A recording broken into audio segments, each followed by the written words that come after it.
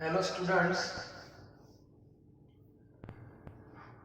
ગઈકાલનો lecture જે આપણે ભણ્યા એના ઉપરથી દરેક વિદ્યાર્થીને ખબર પડી ગઈ કે વિકિરણ એના બે સ્વભાવ છે. પહેલો સ્વભાવ એટલે એની કઈ પ્રકૃતિ? તરંગ પ્રકૃતિ. અને બીજો સ્વભાવ એટલે એની કઈ પ્રકૃતિ? કણ પ્રકૃતિ. બંનેમાં શું તફાવત એ દરેક વિદ્યાર્થીને ખબર હોવી જોઈએ. તરંગ પ્રકૃતિ એટલે ફરી કહી દઉં છું, ઊર્જાનો સતત ઉત્સર્જન. અને કણ પ્રકૃતિ એટલે ઊર્જાનો અસતત ઉત્સર્જન. અને સતત ઉત્સર્જનમાં આ રીતે તરંગ આગળ વધે અને અસતતની અંદર આ રીતે તરંગને વિચારવામાં આવે છે. બરાબર? અને ગઈકાલે આપણે આ જે ઊર્જા છે એને નાના નાના ટુકડામાં વિભાજિત કરી દીધો. દરેક ટુકડાને ઊર્જાનું એક પેકેટ કહેવામાં આવે છે, બંડલ કહેવામાં આવે છે. અને એ બંડલ પાસે જે ઊર્જા છે એને ક્વોન્ટમ કહેવાય. શું કહેવાય? ક્વોન્ટમ. અને એ બંડલનું નામ ફોટોન. એટલે વિકિરણના જે કણ પ્રકૃતિ આપણે બોલીએ છીએ એ કણને નામ શું આપ્યું? ફોટોન આપ્યું. અને ફોટોનની પાસે જે ઊર્જા છે એને આપણે ક્વોન્ટમ કહીએ છીએ, જેનું મૂલ્ય E = h ન્યુ છે. એક ફોટોન હોય તો h ન્યુ, બે ફોટોન હોય તો 2h ન્યુ, એમ વ્યાપક રીતે E = nh ન્યુ થાય. બરાબર? એના ઉપરથી આપણે એક ફોટોન, બે ફોટોન કે ત્રણ ફોટોનની ઊર્જા ગણી શકીએ છીએ. બરાબર? ત્યારબાદ તરંગ લંબાઈનું સૂત્ર પણ જોયું, E = nhc/λ. તે પણ તમને ખ્યાલ હોવો જોઈએ. ત્યાર પછી ગુણોત્તરની ભાષામાં કેટલાક સૂત્રો મેં લખ્યા હતા. E1/E2 = μ1/μ2 અને λ2/λ1. અને આ બધાના સંદર્ભમાં તમે દાખલા પણ ગણ્યા છે. બરાબર? હવે કણ પ્રકૃતિ શું કામ આવી તો એ પણ મેં તમને કહેલું કે આ જે તરંગ પ્રકૃતિ છે એમાંથી અમુક ઘટનાઓને સમજાવી શકાતી નથી. કઈ સમજાવી શકાય છે એ પણ મેં કીધું, કઈ સમજાવી શકાતી નથી એ પણ મેં કીધું. સમજાવી શકાય એમાં વ્યતિકરણ અને વિવર્તન. ન સમજાવી શકાય એમાં કાળા પદાર્થનું વિકિરણ, ફોટોઇલેક્ટ્રિક અસર, વર્ણપટ અને ઉષ્માધારિતા. આ રીતે યાદ રાખવાનો. બરાબર? તો નથી સમજાવી શકાતું એની હવે આપણે કેટલીક પ્રાયોગિક વાતોની ચર્ચા કરશું. એમાં સૌથી પહેલી અસર આજે હું જે ભણાવવા જઈ રહ્યો છું એ બહુ અગત્યની અસર છે, જેને ફોટો ઇલેક્ટ્રિક અસર કહે છે. ફોટો ઇલેક્ટ્રિક અસર.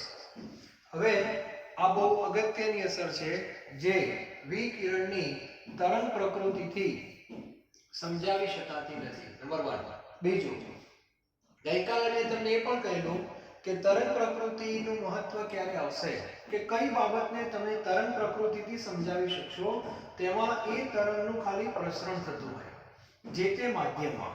બરાબર? પણ એ જ વિકિરણ જો કોઈ દ્રવ્યના સંપર્કમાં આવશે, બરાબર, તો ગઈકાલે મેં કહેલું દ્રવ્ય અને વિકિરણનો જ્યાં જ્યાં સંપર્ક થાય છે એવી જે કઈ ઘટનાઓ છે એની અંદર કણ પ્રકૃતિનું મહત્વ છે. બરાબર? તો ફોટો ઇલેક્ટ્રિક અસર જે છે એમાં સૌથી પહેલા મગજમાં એ ક્લિયર હોવું જોઈએ કે આ ઘટનામાં દ્રવ્ય અને વિકિરણ એકબીજાના સંપર્કમાં આવશે. પહેલા આ વસ્તુ ક્લિયર હો, સંપર્કમાં આવશે. ચાલો આ વસ્તુ પહેલા ક્લિયર હોવી જોઈએ. દ્રવ્ય અને વિકિરણ એકબીજાના સંપર્કમાં આવશે. બરાબર, ધ્યાન રાખજો.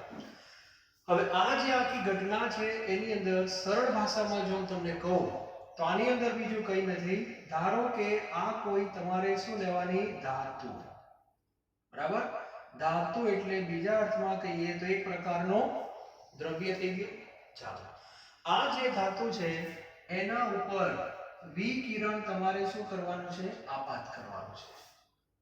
વિકિરણ આપાત કરવાનો. બરાબર, અત્યારે હું વિકિરણ આ રીતે બતાવું છું તરંગ પ્રકૃતિના સ્વરૂપમાં. બરાબર, સમજવા માટે ખાલી આ રીતે વિકિરણ આપાત કરવામાં આવે છે. તો આ વિકિરણ જે છે એની પાસે શું હોય, બધાને ખબર છે, ઊર્જા હોય. બરાબર, એટલે આ ઊર્જા જે છે એ ધાતુના ઉપર આવશે, એક પ્રકારનો પ્રકાશ. બરાબર, અને આ ઊર્જા જેવી ધાતુ પર આવે છે તો પ્રયોગો એવું કહે છે કે આ ધાતુમાંથી ઇલેક્ટ્રોનનો શું થાય છે, ઉત્સર્જન થાય છે. અને આગળ જતા આ ઇલેક્ટ્રોન થકી વિદ્યુત પ્રવાહનો શું થાય છે, નિર્માણ થાય છે. અને આ ઘટનાને શું કહેવાય છે, ફોટો ઇલેક્ટ્રિક અસર. વિદ્યુત પ્રવાહ એટલે ઇલેક્ટ્રિક પ્રવાહ જે આપણે બોલીએ છીએ, ઇલેક્ટ્રિસિટી. હા, એ નિર્માણ થયું કે ના થયું, ક્યાંથી થયું તો કે ફોટો ઇલેક્ટ્રિક. એટલે ફોટો એટલે શબ્દ ક્યાંથી આવ્યો, ફોટોન. આ વિકિરણના અંદર કણ છે એને શું કહેવાય, ફોટોન કહેવાય. તો ફોટોન જ્યારે આના ઉપર આવે છે ત્યારે ઇલેક્ટ્રોન બહાર નીકળે છે. એટલે ફોટોન દ્વારા ઇલેક્ટ્રોનનું ઉત્સર્જન, એટલા માટે આને ફોટો ઇલેક્ટ્રિક અસર એવું નામ આપ્યું છે. બરાબર, તો ઘટના બહુ સામાન્ય છે. આ દ્રવ્ય છે અને આ વિકિરણ છે, આ બંને એકબીજાના શું આવે છે, સંપર્કમાં આવે છે કે નહીં. તો આ એક સામાન્ય ઘટના છે. હવે સૌથી પહેલા અગત્યની વસ્તુ એ કહી દઉં, આ જે વિકિરણ છે તરંગ પ્રકૃતિ હોય કે કણ પ્રકૃતિ હોય, ઊર્જાનો સીધો સંબંધ કોના સાથે હોય, આવૃત્તિ સાથે હોય. બરાબર, એટલે એ પણ ખબર છે કે અહીંયા જે ઊર્જા હોવી જોઈએ એ યોગ્ય આવૃત્તિ વાળી હોવી જોઈએ, યોગ્ય આવૃત્તિ વાળી. બરાબર, નહીતર જો આવૃત્તિ ઓછી હશે તો ઊર્જા ઓછી હશે, ઊર્જા ઓછી હશે તો એમાંથી ઇલેક્ટ્રોન બહાર ના નીકળે. એટલે વ્યાખ્યાની અંદર એવું લખ્યું છે, યોગ્ય આવૃત્તિ વાળો પ્રકાશ. ધ્યાન આપજો, યોગ્ય આવૃત્તિ વાળો પ્રકાશ જ્યારે ધાતુને અથડાય છે ત્યારે ધાતુમાંથી ઇલેક્ટ્રોનનું ઉત્સર્જન થઈ વિદ્યુત પ્રવાહનું નિર્માણ થાય છે. આ ઘટનાને ફોટો ઇલેક્ટ્રિક અસર કહે છે. આ ઇલેક્ટ્રોનને ફોટો ઇલેક્ટ્રોન કહે છે. બરાબર, આનો વ્યાસ, આનો જે આખું સાધન છે, પ્રયોગ છે, એ હર્ટ્ઝ નામના વૈજ્ઞાનિકે બતાવેલો છે, જે ટેક્સ્ટબુકમાં આપેલો છે પ્રયોગ, એ તમે જોઈ શકો છો. પણ મુખ્ય કોન્સેપ્ટ આટલો. બરાબર, હવે ધ્યાન આપજો. હવે આની અંદર શું થવાનું એ પણ બહુ સમજવા જેવું છે. તમે જ્યારે ઊર્જા આપશો, ઇલેક્ટ્રોન બહાર નીકળશે, તો આ જે ઇલેક્ટ્રોન છે એની પાસે પણ ઊર્જા હશે. અને એ ઊર્જા કયા સ્વરૂપમાં હશે, ગતિ ઊર્જા સ્વરૂપમાં હશે. હવે હું તમને સૂત્ર આપું છું, ધ્યાન આપજો.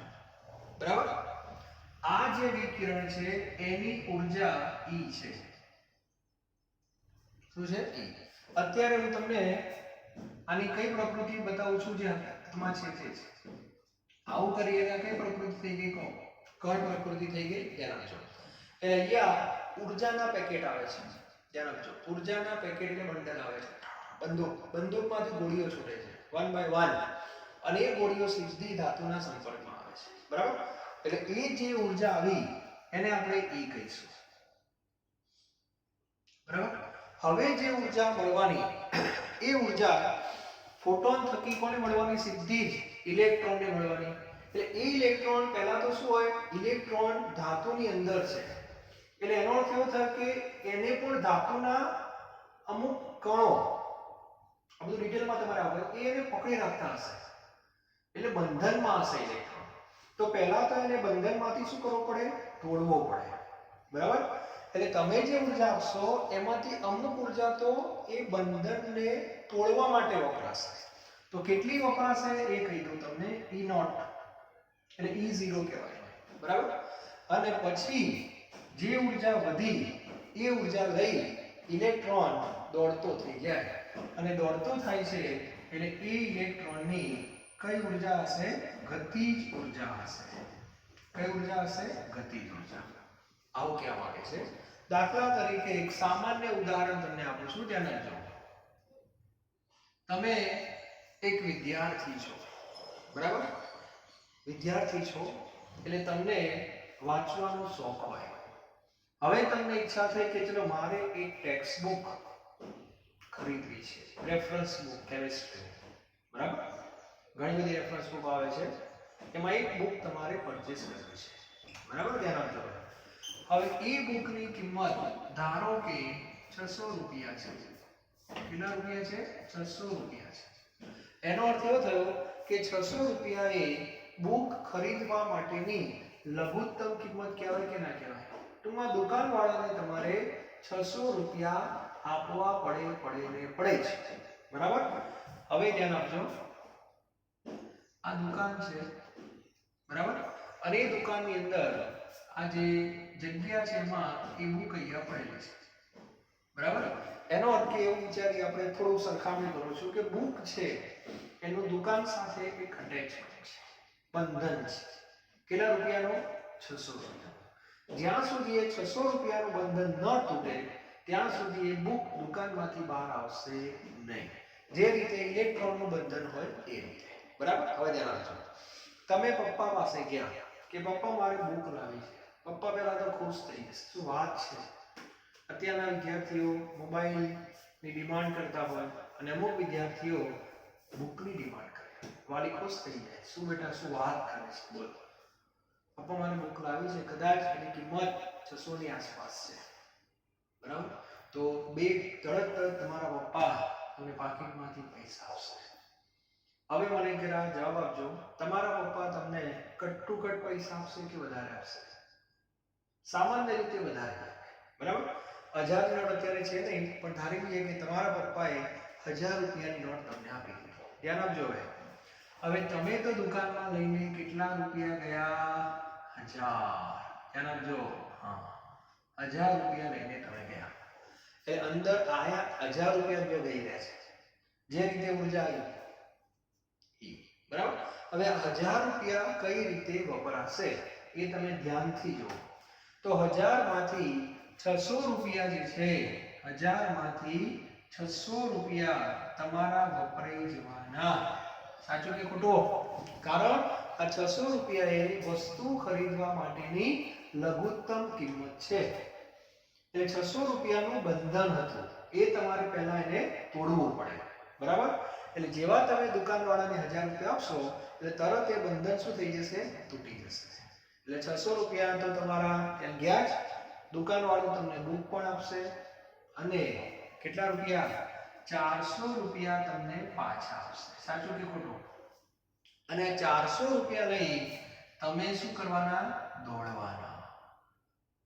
દોડવાના કેમ? 400 રૂપિયા વધ્યા, ખુશ થઈ ગયા, બરાબર? મિત્રોને ફોન દોડવાના એનો અર્થ એવો થયો કે તમારી પાસે કઈ ઉર્જા એ કહેવાય? ગતિ ઉર્જા. સમજાય છે? અને મિત્રોને બોલાવી દેવાના, ચલો દાબેલી ખાવા, 400 રૂપિયા વધ્યા છે, બરાબર? તો આવો કંઈક સંબંધ છે, ધ્યાન આપજો, બરાબર? આ 1000 એ રૂપિયા જ છે, 600 પણ રૂપિયા જ છે, 400 પણ રૂપિયા જ છે. સમજાય છે? તો આ પણ ઉર્જા છે, આ પણ ઉર્જા છે, આ પણ ઉર્જા છે. આ કઈ ઉર્જા કહેવાય?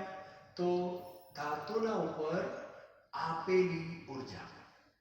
આપણે એમ ઘણી તો આપવાના હોય એટલે વધારે આપી હોય, બરાબર? એ ઉર્જામાંથી અમુક ઉર્જા તો વપરાઈ જવાની, બરાબર? શેના માટે? પેલા ઇલેક્ટ્રોનને બંધનમાંથી તોડવા માટે. તો આ જે E0 છે એનું બહુ અગત્યનો મુદ્દો કરું છું. આ ઉર્જાને કઈ ઉર્જા કહેવાય છે? થ્રેશોલ્ડ ઉર્જા. ફિઝિક્સ વાળા થ્રેશોલ્ડ બોલશે, કેમિસ્ટ્રીમાં દહેલીજ ઉર્જા એવું પણ કહેવામાં આવે છે. અને ત્રીજો એક શબ્દ છે ધાતુનો કાર્ય વિધેય. ફિઝિક્સમાં શબ્દ વપરાય છે અને ફિઝિક્સ વાળાનો સંકેત 50 એવો લખતા હોય છે, બરાબર. એટલે કહેવાનો અર્થ એ છે વસ્તુ ખરીદવાની લઘુત્તમ કિંમત. ખ્યાલ આવી ગયો? તો આપણે પોઝિટિવ વિચારીએ કે ઉર્જા આના કરતા કેવી આપીએ છે, આપણે વધારે આપીએ છે, અને એ પ્રમાણે થોડી ઉર્જા વપરાઈ ગઈ અને જે ઉર્જા બાકી રહી એ કોની પાસે રહેશે? ઇલેક્ટ્રોનની પાસે રહેશે. અને ઇલેક્ટ્રોન એ ઉર્જાને લઈ અને બહાર નીકળી જશે અને દોડતો થઈ જશે. દોડતો થઈ જાય એની પાસે કઈ ઉર્જા કહેવાય? ગતિ ઉર્જા કહેવાય. તો આપણે આવો એક સરસ મજાનો સંબંધ લખી શકીએ છીએ. તમે કલ્પના કરો કે બુકની પ્રાઇસ કેટલી છે? 600 જ છે. તમારા પપ્પાએ તમને 600 રૂપિયા જ આપ્યા, બરાબર. તો તમારે ખાલી બુક જ આવે તો તમારી પાસે ગતિ ઉર્જા હોય નહીં. એટલે તમે શું કરવાના? 600 રૂપિયાની બુક લઈ લીધી અને દુકાનની આગળ આમ બેસી જવાના. કેમ? ઘરે જવાના પૈસા નથી. મનમાં વિચાર આવતો હશે, પપ્પા કટ રૂપિયા શું કામ આપે છે? પછી ફોન કરવો, લેવા આવો, ભાન પડતું નથી, કટ રૂપિયા આપો છો એમ. તો મારો કહેવાનો અર્થ એ છે કે પૈસા કેટલા આપ્યા એ પ્રમાણે આખી ઘટના છે. એટલે આજે તમે સમજો કે આ ધાતુમાંથી, ધ્યાન આપજો, આ ધાતુમાંથી મારે ઇલેક્ટ્રોનને બહાર કાઢવા છે, બરાબર. હવે મારી પાસે માહિતી છે કે ધાતુમાંથી ઇલેક્ટ્રોનને બહાર કાઢવા માટે 600 જૂલ ઉર્જા જોઈએ. કેટલી? 600, ઓછામાં ઓછી, જેને આ કહેવાય, બરાબર. હવે જો હું અહીંથી બહારથી 600 કરતા વધારે આપું તો ઇલેક્ટ્રોન બહાર આવશે. ધારો કે મેં 700 આપી તો 700 માંથી 600 વપરાઈ ગઈ, વધી ગયેલી 100, તો 100 એ ગતિ ઉર્જા સ્વરૂપે બહાર નીકળી ગઈ. પણ જો 12 થી 600 જ આપું તો વિચારો, 12 થી હું 600 જ આપું, આને 600 તો જોઈએ જ છે, તો બહાર નીકળશે ખરો પણ દોડશે નહીં એટલે ગતિ ઉર્જા 0 થઈ જાય. એટલે ક્યારેય પરીક્ષામાં એવું પૂછાય કે E અને E0 બંને જો સરખા હોય તો ગતિ ઉર્જાનું મૂલ્ય કેટલું? 0 થઈ જાય, બરાબર. ઘણીવાર તમારે આને 600 જોઈએ અને તમે અહીંથી 500 આપો તો વિચારો, અહીં 600 જોઈએ તમે 500 આપો તો ઇલેક્ટ્રોન બહાર આવે? ના આવે. બુકની કિંમત 600 રૂપિયા છે, તમારા પપ્પા તમને 500 રૂપિયા આપે તો બુક બહાર ના નીકળે. બંધનમાંથી બુક બહાર ના નીકળે. આ એક સામાન્ય ઉદાહરણ તમને સમજાવું છું, બરાબર. એટલે ફોટો ઇલેક્ટ્રિક અસરનો કોન્સેપ્ટ પહેલા મગજમાં ક્લિયર કરો, બરાબર. કે ફોટો ઇલેક્ટ્રિક અસર કોને કહેવાય? તો આપણે ધાતુમાંથી ઇલેક્ટ્રોન બહાર કાઢવાના જ છે, પ્રકાશના માધ્યમથી, પ્રકાશથી કાઢવાના છે, બીજા કોઈથી નહીં, બરાબર. પણ શરત એ છે કે તમારે એના માટે જે ઉર્જા જોઈએ એ તો આપવી પડે ને. કાં તો એટલી આપો કટપુટ અથવા એનાથી વધારે આપો, ઓછી તો ચાલે જ નહીં. તો આ વસ્તુ પહેલા તમારા મગજમાં ક્લિયર કરો, બરાબર. એટલે આ સૂત્ર પહેલા ક્લિયર હોવું જોઈએ. E બરાબર E0 પ્લસ ઇલેક્ટ્રોનની ગતિજ ઉર્જા. આ ક્લિયર કરજો, બરાબર. ચાલો, આ E0 ને શું કહેવાય મગજમાં ફિટ કરો. E0 ને થ્રેશોલ્ડ ઉર્જા કહેવાય, દેહલી ઉર્જા અથવા ધાતુનું કાર્ય વિધેય. અને દરેક વસ્તુમાં આ કિંમત બદલાય. જે રીતે ધાતુ બદલાય એમ આ કિંમત બદલાય. સમજાય છે કે નહીં? જેમ દરેક પુસ્તક બદલાય તેમ તેમ આ કિંમત બદલાવાની છે, સ્વાભાવિક છે. હવે મને ખાલી જવાબ આપો, કયું પુસ્તક ઝડપથી દુકાનમાંથી બહાર આવે? કયું પુસ્તક ઝડપથી દુકાનમાંથી બહાર આવે તો જે પુસ્તકની કિંમત ઓછી હોય. સમજાય છે કે નહીં? જે ચોપડીની કિંમત ઓછી હશે એ તમારા ઘરે એકદમ ઝડપથી લાવશે. સાચું કે ખોટું? સાચું. કોઈ પણ ચોપડી હોય, વસ્તુ હોય, કોઈ પણ. પપ્પા મારે સાયકલ લાવી છે, અઠવાડિયામાં આવી જશે. 4 થી 5 હજારનું સેટિંગ કરવાનું પેરેન્ટ્સ. પપ્પા મારે બાઇક લાવવાનું છે, 6 મહિનાનો સમય લાગે. આવે ખરો, 6 મહિનાનો સમય લાગે. 60-70 હજારનું બાઇક આવે. પપ્પા મારે કાર લાવી છે, 4-5 વર્ષ લાગી જાય. સાચું કે ખોટું? સાચું છે. પપ્પા મારે પ્લેન લાવવું છે. પપ્પા કે ઘરની બહાર નીકળ, પ્લેન વાળો થઈ ગયો છે, મોટો થઈ ગયો, હજી રમકડાના પ્લેનની વાતો કરે છે. ખ્યાલ આવી ગયો? ઓકે. ટૂંકમાં કોન્સેપ્ટ એ છે, કોઈ પણ વસ્તુની કિંમત જેટલી વધારે હશે એટલી એ વસ્તુ તમારા ઘરે લેટ આવશે. આ ફાઇનલ છે, બરાબર. તો કેમિસ્ટ્રીમાં આ જે ધાતુઓ છે બધી ધાતુઓ અલગ અલગ હોય. દરેક ધાતુમાં ઇલેક્ટ્રોન તો છે જ અને દરેક ઇલેક્ટ્રોનને બંધન પણ છે, પણ બંધન હોય એ અલગ અલગ પ્રકારના હોય. બરાબર? તો જે ધાતુ માટે થ્રેશોલ્ડ ઉર્જા ઓછી, દેહની ઉર્જા ઓછી, કાર્ય વિધેય ઓછું હોય એવા ધાતુમાંથી ઇલેક્ટ્રોન ઝડપથી બહાર નીકળે છે. અને ઘણી ધાતુઓ છે. બરાબર? એમાં ખાસ કરીને એક પોટેશિયમ આવે છે. પોટેશિયમમાંથી તમે કાઢી શકો, પછી સીઝિયમ આવે છે. આ બધી ધાતુઓમાંથી ઇલેક્ટ્રોનને સરળતાથી બહાર કાઢી શકાય છે. એનું કારણ કે આ બધી ધાતુઓનો કાર્ય વિધેય, દૈનિક ઉર્જા, થ્રેશોલ્ડ ઉર્જાનું મૂલ્ય ખૂબ ઓછું છે. ખ્યાલ આવી ગયો? એટલે જેટલા પણ આપણે સૌર ઉર્જાથી ચાલતા સાધનો હશે એમાં જ કોન્સેપ્ટ છે. આ સૂર્યનો પ્રકાશ સીધો ક્યાં આવશે? ધાતુ પર આવશે. તો આ ધાતુ કઈ જશે? એમાંથી ઇલેક્ટ્રોન બહાર આવશે. બરાબર? એટલે ઘણા બધા સેલ પણ એવા હોય છે, ફોટો ઇલેક્ટ્રિક સેલ ને આ બધું. એટલે ધાતુ એવી વાપરો કે એમાંથી ઇલેક્ટ્રોન સરળતાથી બહાર આવી જાય. તો આ કોન્સેપ્ટ પહેલા ક્લિયર હોવો જોઈએ. બરાબર? એટલે આ સંબંધ મેં લખ્યો એ ઊર્જાના સ્વરૂપમાં લખ્યો છે. બરાબર? ચાલો હવે એક સ્ટેપ આગળ. આ વસ્તુ પણ ક્લિયર થઈ ગઈ. આ લેક્ચર જરૂર પડે તો વારંવાર જોતા રહેજો, એક બે વાર. ખાસ અગત્યનું લેક્ચર છે. બરાબર? હવે ગઈકાલે આપણે વાત કરી હતી ઊર્જા E અને આવૃત્તિ, આ બે વચ્ચે કેવો સંબંધ? સમપ્રમાણમાં છે. બરાબર? તો આપણે આ જે સૂત્ર છે એને આ સ્વરૂપમાં પણ લખી શકીએ. ચલો E E0, ગતિ ઊર્જાને ફિઝિક્સમાં સૂત્ર આવશે 1/2 mv². આ સૂત્ર ફિઝિક્સમાં આવશે.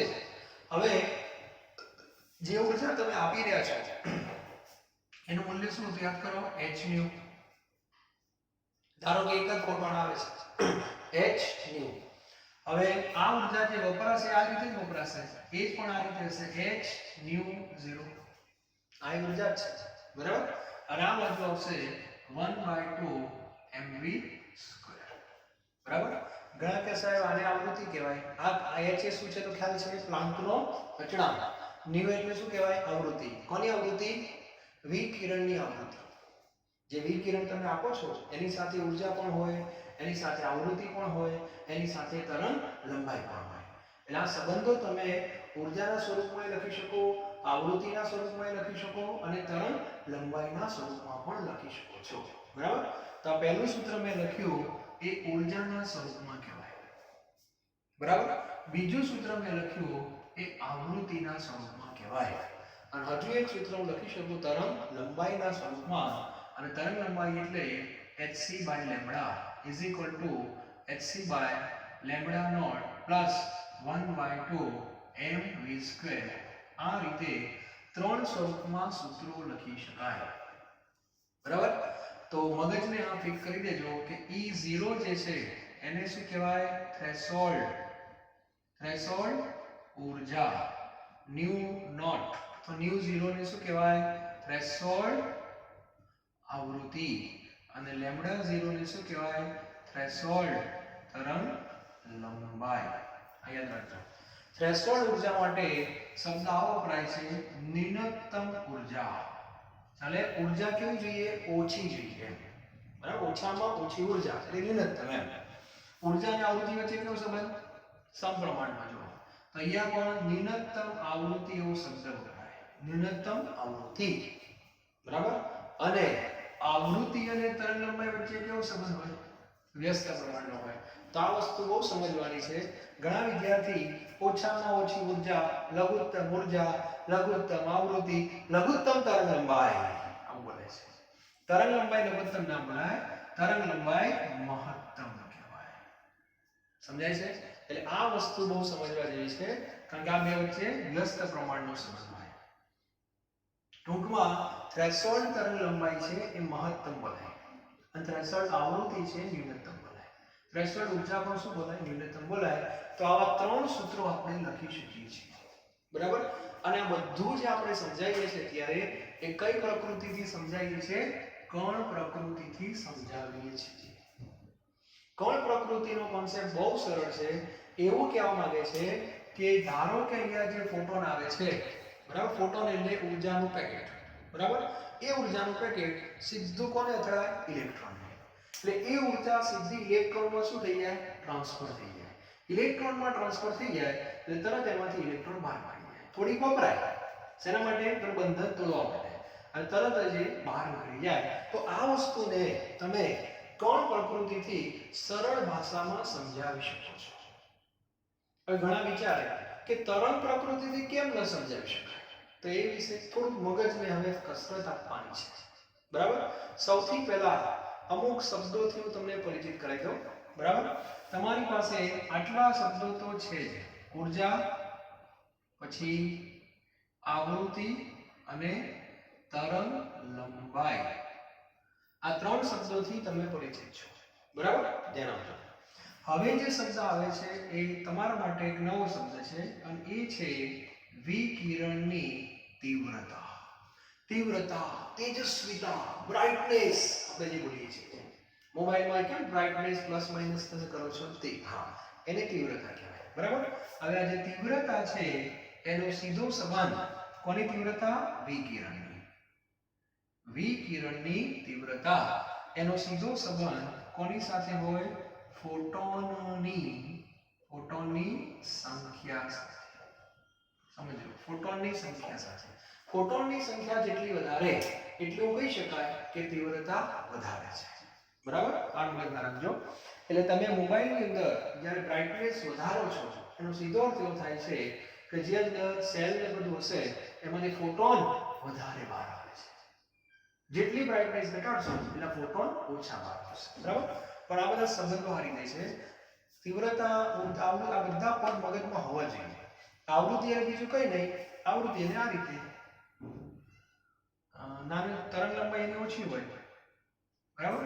તો આવૃત્તિ શું હોય? વધારે. આવૃત્તિ એટલે ફોટોન જે છે એની સંખ્યા છે, પણ કઈ રીતે? એકમ સેકન્ડમાં પસાર થતા તરંગોની સંખ્યા, સોરી, ફોટોનની નહીં. ચલો, આ સૂત્ર મગજમાં ક્લિયર થઈ ગયું છે બધું. હવે જે હું ચર્ચા કરવા જઈ રહ્યો છું એ મગજની અંદર કસરત કરવાની છે દરેક વિદ્યાર્થીએ. ફોટો ઇલેક્ટ્રિક અસર આમ સરળ છે, પણ આપણે એ પણ સમજાવવાનું છે કે શા માટે તરંગ પ્રકૃતિથી આ ઘટના સમજાવી શકાતી નથી, બરાબર. હવે ધ્યાન આપજો. જો વિકિરણ તરંગ પ્રકૃતિ ધરાવે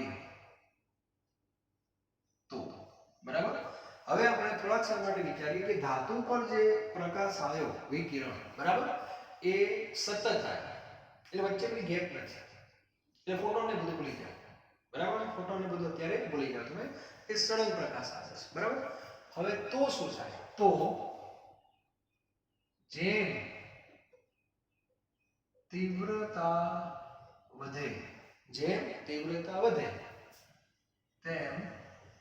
તેમ ઇલેક્ટ્રોનની સંખ્યા વધે તથા ઇલેક્ટ્રોનની ગતિજ ઊર્જા વધે. આવું કહે છે, ઇલેક્ટ્રોનની ગતિ ઊર્જા વધે. જો વિકિરણ તરંગ પ્રકૃતિ ધરાવે તો, તરંગ પ્રકૃતિમાં જો સતત રીતે અથાય ધાતુને, તો એવા સંજોગોમાં જો એની તીવ્રતા વધારે હોય, તીવ્રતા એટલે એક પ્રકારની ઊર્જા, બરાબર છે, આપણે ઊર્જા તરીકે લઈ શકાય, તો ઇલેક્ટ્રોનની સંખ્યા બહાર વધી જાય, બરાબર. અને ઇલેક્ટ્રોનની ગતિ ઊર્જા પણ વધી જાય. પરંતુ પ્રયોગો દ્વારા માલુમ પડ્યું કે ઇલેક્ટ્રોનની ગતિ ઊર્જા વધતી નથી. ઇલેક્ટ્રોનની ગતિ ઊર્જા વધવી જોઈએ પણ એ વધતી નથી જો તમે તરંગ તરીકે વિચારો તો, બરાબર. પ્રશ્ન આ થયો છે, બરાબર. હવે આની અંદર શું થયું? ધ્યાન આપજો. આની અંદર પ્રશ્ન ઇલેક્ટ્રોનની ગતિ ઊર્જા વધી જ નહીં, બરાબર. એટલે કહેવાનો અર્થ એ છે કે તીવ્રતા આપણે જો વધારીએ તો પ્રયોગ એવું કહે છે, આ સિદ્ધાંત એવું કહે છે કે જે ઇલેક્ટ્રોનની સંખ્યા બી વધવી જોઈએ અને એની ગતિ ઉર્જા પણ વધવી જોઈએ. બરાબર છે? આવો પોઈન્ટ છે એનો. અને અહીંયાથી ગરબડ ચાલુ થઈ ગઈ. પ્રયોગ એવું કહે છે. બરાબર? તો આ એક વસ્તુ મગજમાં ક્લિયર કરવાની છે. બરાબર? હવે જે વૈજ્ઞાનિકોએ આ વસ્તુ આવી ત્યારે એ લોકો વિચાર કરી કે આવું કેમ થાય છે, આપણે કેમ આ વસ્તુને સમજાવી શકતા નથી. બરાબર છે? તો પછી એ લોકોએ આ જે કોન્સેપ્ટ છે મેક્સ પ્લાન્કનો એના સંદર્ભમાં વિચાર કર્યો. બરાબર?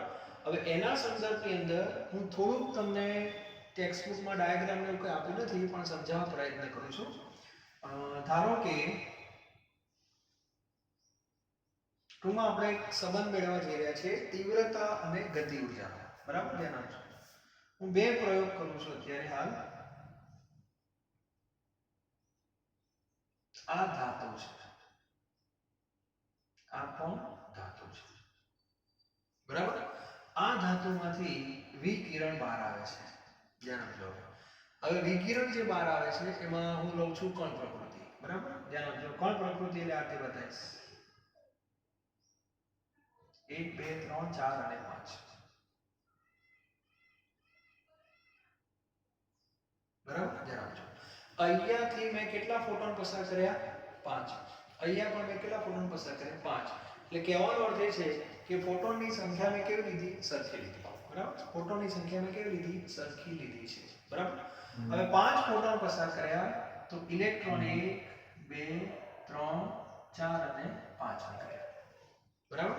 આ બાજુ મળી જાય 1 2 3 4 અને 5. હજી મેં કોઈ પ્રયોગમાં કોઈ ફેરફાર કર્યો નથી. બરાબર? ધાતુ પણ એની એ જ છે. અહીંયા આ રીતની સ્થિતિ છે. બરાબર?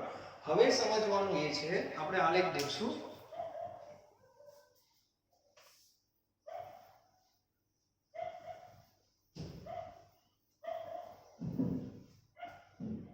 હવે આપણે આલેખ દોરવા જઈ રહ્યા છીએ. બરાબર? હવે આમાં 5 ના 5 મેં રાખ્યા અને અહીંયા મેં 5 ના ધારો કે 3 કરી દીધા. ચાલો કેટલા ફોટોન કરી દીધા? આ ફોટોન છે, આ ફોટોન છે, આ બી ફોટોન છે. તીવ્રતાને ઇન્ટેન્સિટી કહેવાય. શું કહેવાય? ઇન્ટેન્સિટી. એટલે એને I1 કહીશું અને આપણે I2 કહીશું. અંગ્રેજીમાં શું કહેવાય? ઇન્ટેન્સિટી. આને પણ કહેવાય ઇન્ટેન્સિટી. બરાબર? એટલે I1 અને આ I2. આની ઇન્ટેન્સિટી વધારે કહેવાય કે આમાં 5 ફોટોન છે અને આની ઇન્ટેન્સિટી ઓછી છે. 5 ફોટોન 5 ઇલેક્ટ્રોન ન જોડાય તો 5 ઇલેક્ટ્રોનને બહાર ફેંકી દીધા. બરાબર? આ બધા ઇલેક્ટ્રોન છે. આમાં 3 છે તો આમાં 3 ને ફિક્સ. બરાબર? હવે આ લોકોએ આ જે ઇલેક્ટ્રોન બહાર નીકળ્યા એની ગતિ ઉર્જાનો શું કર્યો? અભ્યાસ કર્યો. ગતિ ઉર્જાનો અભ્યાસ કર્યો. એટલે અહીંયા એક આપણે આલેખ દોરીએ. બરાબર? આ આલેખની અંદર અહીંયા તીવ્રતા છે. તીવ્રતા એટલે I. બરાબર? અને અહીંયા આપણે લખશું ગતિજ ઉર્જા. ગતિજ ઉર્જા. બરાબર? તો પરિસ્થિતિ એવી મળી જાણવા કે તીવ્રતા તમે વધારો. ધારો કે પહેલા આપણે આ તીવ્રતા લઈએ. આ તીવ્રતા વધી છે. તીવ્રતા વધી તો ઇલેક્ટ્રોનની સંખ્યા નો ડાઉટ વધી. પણ આ જે ઇલેક્ટ્રોન બહાર નીકળ્યા એમની ગતિજ ઉર્જા સમાન મળે છે. ગતિ ઉર્જા કેમ મળે? સમાન. આ 5 ઇલેક્ટ્રોનની ગતિ ઉર્જા સરખી છે. એટલે આની પણ સરખી છે. ગતિ ઉર્જામાં કોઈ ફેરફાર નથી. તો આપ કહેવા શું માંગે છે? પ્રયોગો દ્વારા માલુમ પડ્યું કે ઇલેક્ટ્રોનની ગતિ ઉર્જા વધતી નથી. આવું પ્રયોગ થયો. જો તરંગ પ્રકૃતિ પર વિચારો, સળંગ વિચારો આ રીતે, તો ઇલેક્ટ્રોનની ગતિ ઉર્જા વધવી જોઈએ. પણ પ્રયોગ કહે છે વધતી નથી. એટલે આલેખ આવો આવે છે. ધારો કે આ તીવ્રતા I1 છે અને આ તીવ્રતા I2 છે. બરાબર?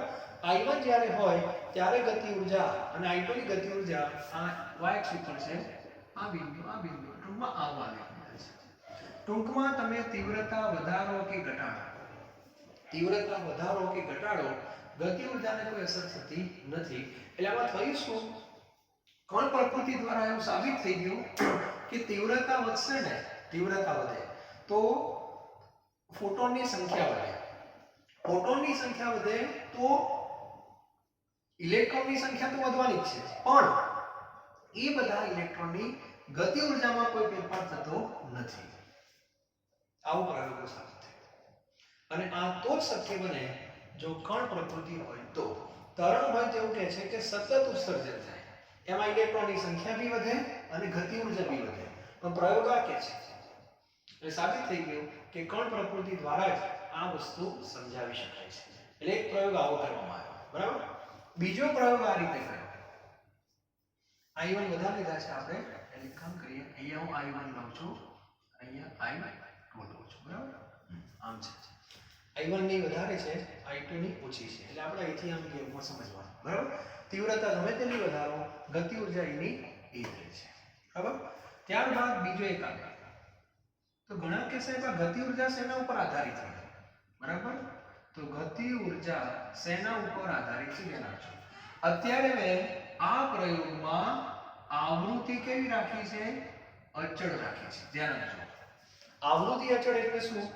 આની આવૃત્તિ અને આની આવૃત્તિ સરખી. આવૃત્તિ ઇન ધ સેન્સ તરંગોની સંખ્યા, બરાબર. એટલે આ જે પ્રયોગ છે એમાં આવૃત્તિ અચળ છે, ધ્યાન આપજો. બદલાય છે તીવ્રતા. અચળ આવૃત્તિ એ તીવ્રતા અને ગતિ ઉર્જાનો આલેખ, બરાબર. હવે જે હું કરું છું ધ્યાન આપજો, એમાં તીવ્રતા અચળ હશે. તીવ્રતા અચળ. તીવ્રતા અચળનો અર્થ એવો થશે કે બંનેમાં ફોટોનની સંખ્યા સરખી. ધારો કે અહીંયા 3 તો અહીંયા બી 3 છે. એટલે હવે આ આવૃત્તિ કેવી થઈ? આ સોરી, તીવ્રતા કેવી થઈ ગઈ? સરખી થઈ ગઈ. I ધ્યાન આપજો, બરાબર. તો આ પણ I 3 ફોટોન થઈ ગયા. ચાલો, તો ઇલેક્ટ્રોન કેટલા બહાર આવશે? 3 બહાર આવશે, બરાબર. હવે પ્રશ્ન એ આવ્યો, પ્રયોગ એવું કે છે કે કયા ઇલેક્ટ્રોનની ગતિ ઉર્જા વધારે હતી, બરાબર છે. તો આપણે આની આવૃત્તિ ધારો કે ν1 છે, આની આવૃત્તિ ν2 છે, અને ધારો કે ν1 ગ્રેટર ધેન ν2 છે. એનો મતલબ શું થયો કે આની ઉર્જા આવૃત્તિ આની આવૃત્તિ વધારે છે, આની આવૃત્તિ ઓછા છે. તો પ્રયોગ એવું કે છે કે આ ઇલેક્ટ્રોનની ગતિ ઉર્જા વધારે છે. આ ઇલેક્ટ્રોનની ગતિ ઉર્જા વધારે છે. તો આપણે જે આલેખ દોરવા જઈ રહ્યા છીએ, અહીંયા કઈ રાશિ લેવાની મારે હવે? આવૃત્તિ. અને આલેખ આવો આવે છે, આ ટાઈપ આવે છે. આને ν0 કહે છે. ν0 નો શું થયો કે આટલી આવૃત્તિ તો બંનેમાં વપરાશે, એટલે બંધનમાંથી તોડવા માટે, એટલે એ ભૂલી જાઓ. પછી તમે જુઓ જેમ જેમ આવૃત્તિ વધે છે તેમ ગતિ ઉર્જા વધે છે. એટલે કહેવાનો અર્થ એ છે કે આવો આલેખ મળ્યો, વાસ્તવિક આલેખ આ છે. અને આવો આલેખ મળ્યો એ દર્શાવે છે કે પ્રકૃતિ કેવી હોય? તરંગ હોય. તો આ બંને આલેખનો સાર શું કહેવા માંગે છે કે જો આવૃત્તિ અચળ હોય, જો આવૃત્તિ અચળ હોય તો તીવ્રતા વધારીએ તો ગતિ ઉર્જા બદલાતી નથી. જો તીવ્રતા અચળ હોય અને આવૃત્તિ વધારીએ તો ગતિ ઉર્જા વધે છે. તો આખા ટોપિકનો સાર એવો થાય છે કે ઇલેક્ટ્રોનની ગતિ ઉર્જા આવૃત્તિ પર આધારિત છે, નહીં કે તીવ્રતા પર. યાદ રાખજો, આવૃત્તિ ઉપર આધારિત છે, નહીં કે તીવ્રતા પર. હવે આ વાક્ય એવું કહેવા માંગે છે કે માની લો કે કોઈ ધાતુ છે, પોટેશિયમ. ધ્યાન રાખજો, પોટેશિયમ. હવે આ પોટેશિયમ નામની ધાતુ છે, પોટેશિયમ એટલે કે, બરાબર. આના ઉપર ફોટોનનો મારો કરવામાં આવ્યો.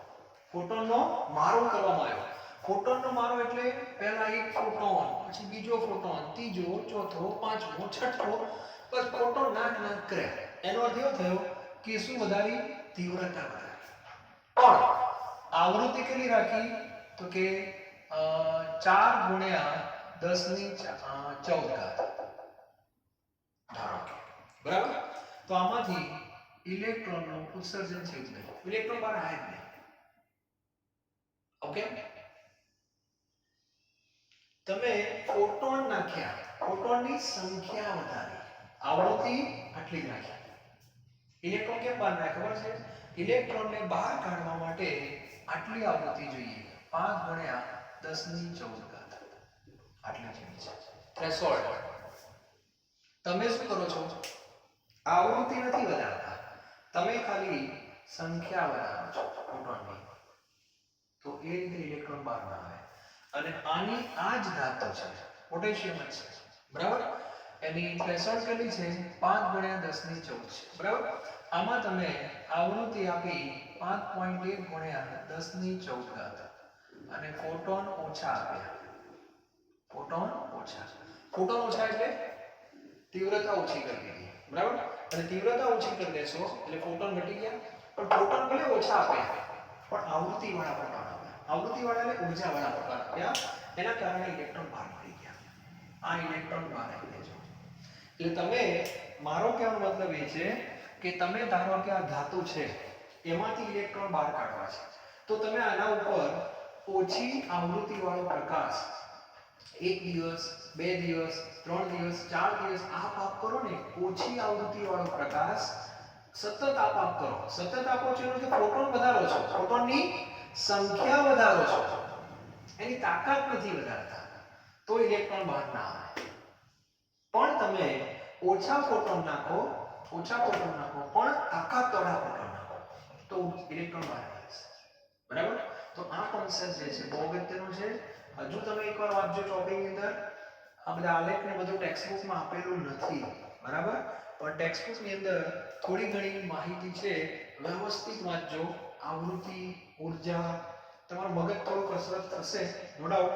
હજુ રિપીટ પણ કરાઈશ આ ટોપિક, પણ અત્યારે એકવાર ફોટો ઇલેક્ટ્રિક અસર શું છે મગજમાં ક્લિયર કરી દો. આમ સામાન્ય જ છે, પણ પેલું જે સમજવાનું છે કે તરંગ પ્રકૃતિથી કેમ ના સમજાવાય. તરંગ પ્રકૃતિમાં ફરી કહી દઉં છું કે તરંગ પ્રકૃતિ એવું કહે છે કે તીવ્રતા વધારીએ તો ઇલેક્ટ્રોનની સંખ્યા બી વધવી જોઈએ અને ઊર્જા બી વધવી જોઈએ, પણ ઊર્જા વધતી નથી અને કણ પ્રકૃતિમાં વધે છે.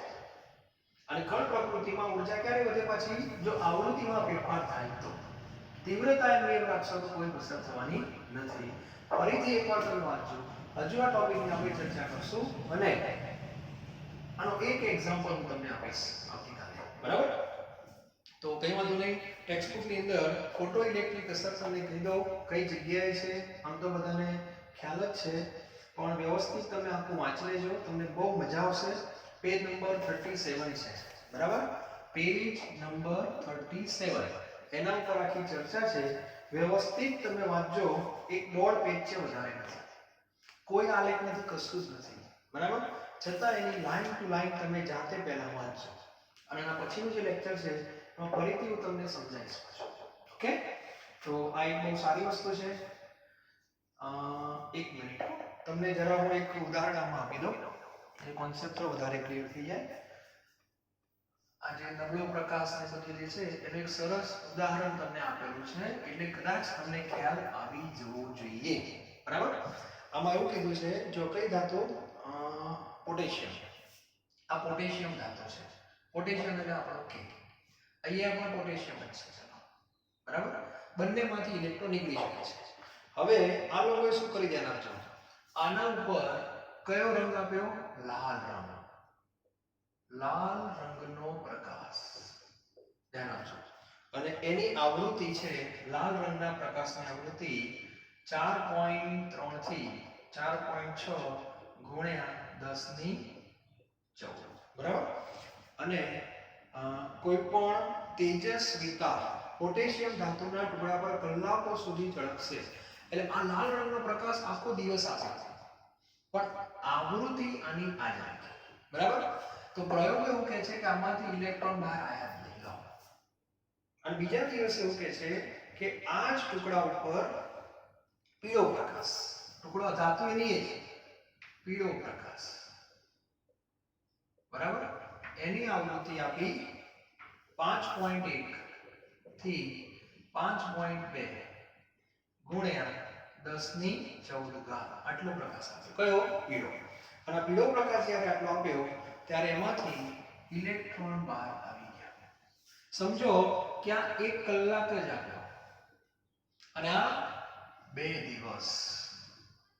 ઓકે, 2 દિવસ આપ્યાનો અર્થ એવો થયો કે ફોટોન તો બહુ વધાર્યા, ફોટોન બહુ વધાર્યા પણ તાકાત ઓછી રાખી છે, બરાબર. અને આની 1 કલાક જ છે, ફોટોન ઓછા જ ગયા છે પણ તાકાત વધારે છે. કારણ કે આ ઇલેક્ટ્રોનનું જે બંધન છે, જકડી નાખનારી જે આવૃત્તિ છે આટલી છે. જો તમને કહી દઉં, ન્યુ 5 ગુણ્યા 10 ની 14 છે. અને થ્રેશોલ્ડ આવૃત્તિ કહેવાય. એનો મીનિંગ શું થયો?